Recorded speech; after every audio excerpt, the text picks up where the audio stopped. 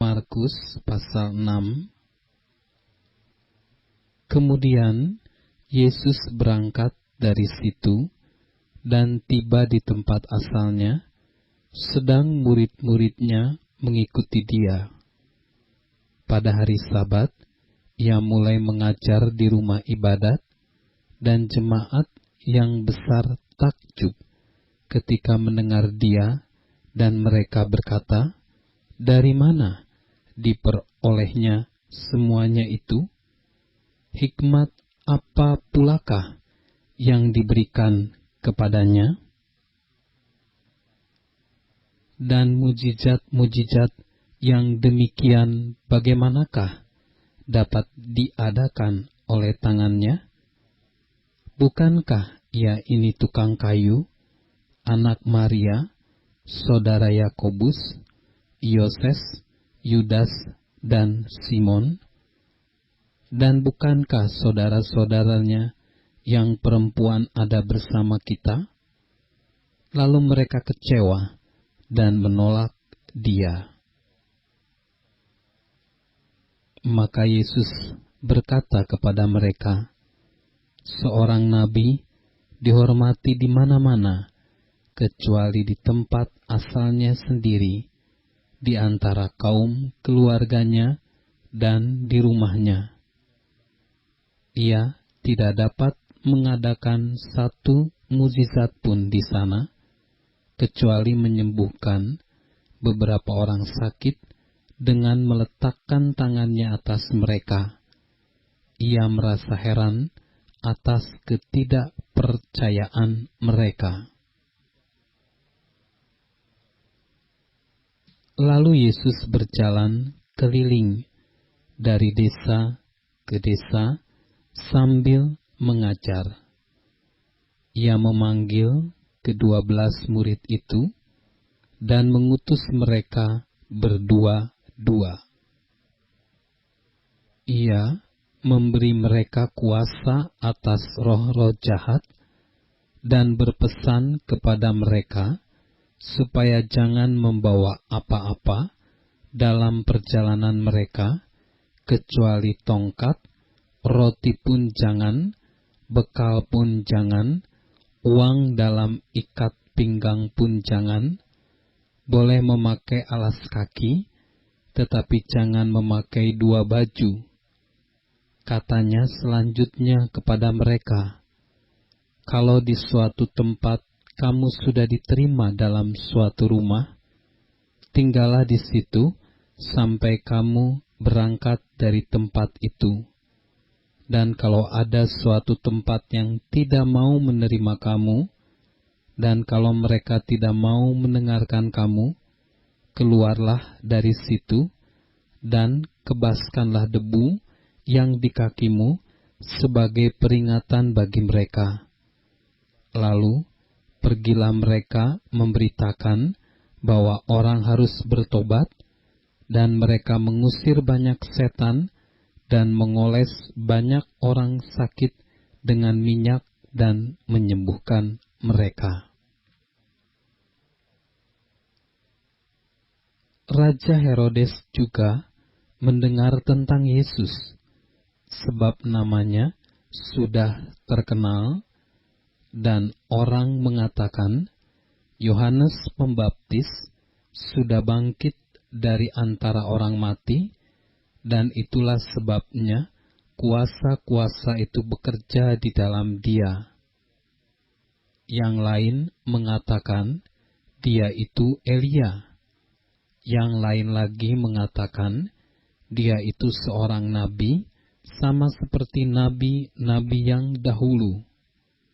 Waktu Herodes mendengar hal itu, ia berkata, "Bukan, dia itu Yohanes yang sudah kupenggal kepalanya dan yang bangkit lagi." Sebab memang Herodeslah yang menyuruh orang menangkap Yohanes dan membelenggunya di penjara berhubung dengan peristiwa Herodias, istrinya Filipus saudaranya, karena Herodes telah mengambilnya sebagai istri. karena Yohanes pernah menegur Herodes, "Tidak halal engkau mengambil istri saudaramu." Karena itu, Herodias menaruh dendam pada Yohanes dan bermaksud untuk membunuh dia, tetapi tidak dapat, sebab Herodes segan akan Yohanes karena ia tahu bahwa Yohanes adalah orang yang benar dan suci, jadi ia melindunginya. Tetapi apabila ia mendengarkan Yohanes, hatinya selalu terombang-ambing, namun ia merasa senang juga mendengarkan dia. Akhirnya, tiba juga kesempatan yang baik bagi Herodias. Ketika Herodes pada hari ulang tahunnya mengadakan perjamuan untuk pembesar-pembesarnya, perwira-perwiranya, dan orang-orang terkemuka di Galilea, pada waktu itu anak perempuan Herodias tampil lalu menari, dan ia menyukakan hati Herodes dan tamu-tamunya. Raja berkata kepada gadis itu, "Minta daripadaku apa saja yang kau ingini, maka akan kuberikan kepadamu." Lalu bersumpah kepadanya, "Apa saja yang kau minta akan kuberikan kepadamu, sekalipun setengah dari kerajaanku."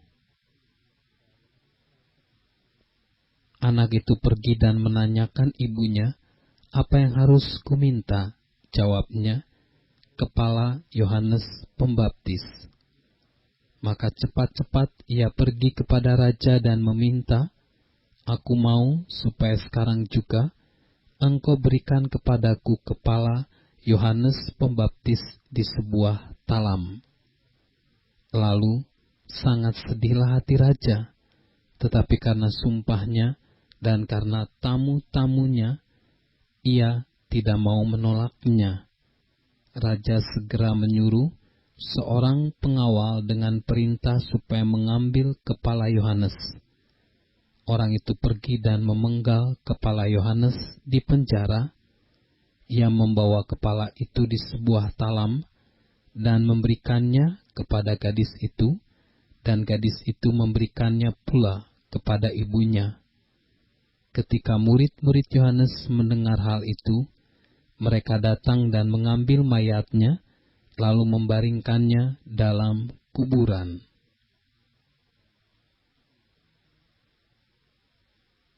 Kemudian rasul-rasul itu kembali berkumpul dengan Yesus dan memberitahukan kepadanya semua yang mereka kerjakan dan ajarkan.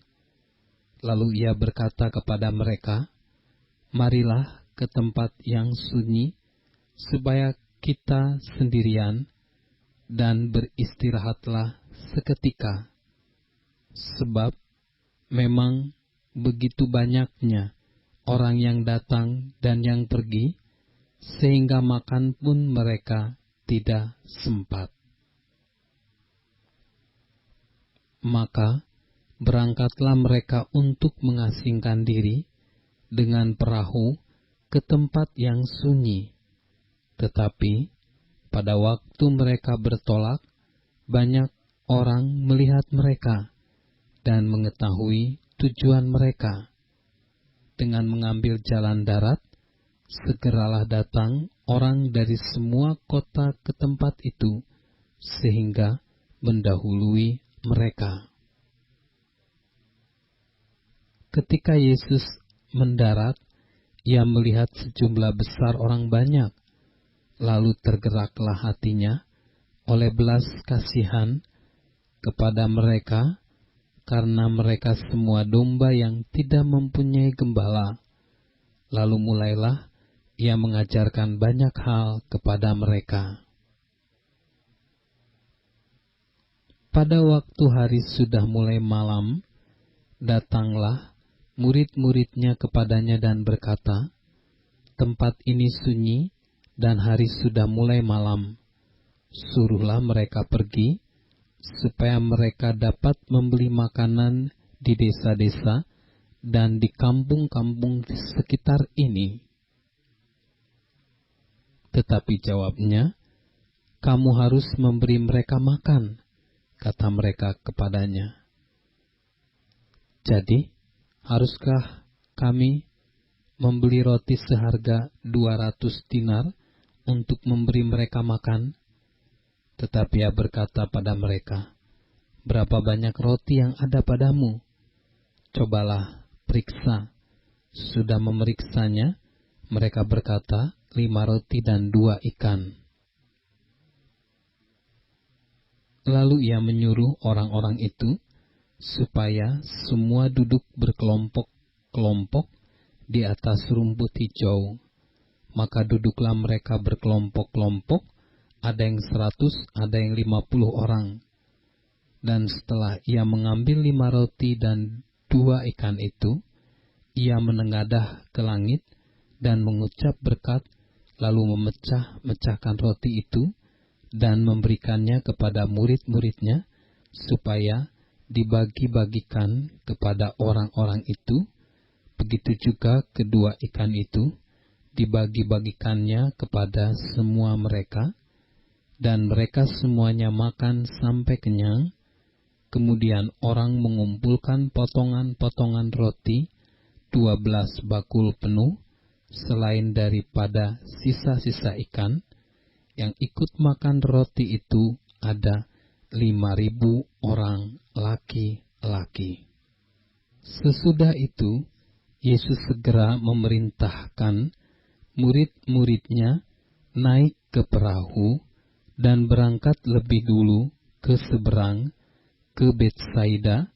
Sementara itu, ia menyuruh orang banyak pulang. Setelah ia berpisah dari mereka, ia pergi ke bukit untuk berdoa. Ketika hari sudah malam, perahu itu sudah di tengah danau, sedang Yesus tinggal sendirian di darat. Ketika ia melihat betapa payahnya mereka mendayung karena angin sakal, maka kira-kira jam 3 malam, ia datang kepada mereka berjalan di atas air, dan ia hendak melewati mereka. Ketika mereka melihat dia berjalan di atas air, mereka mengira bahwa ia adalah hantu, lalu mereka berteriak-teriak, sebab mereka semua melihat dia, dan mereka pun sangat terkejut. Tetapi segera ia berkata kepada mereka, tenanglah, aku ini, jangan takut. Lalu ia naik ke perahu mendapatkan mereka, dan angin pun redalah. Mereka sangat tercengang dan bingung, sebab sesudah peristiwa roti itu, mereka belum juga mengerti, dan hati mereka tetap degil.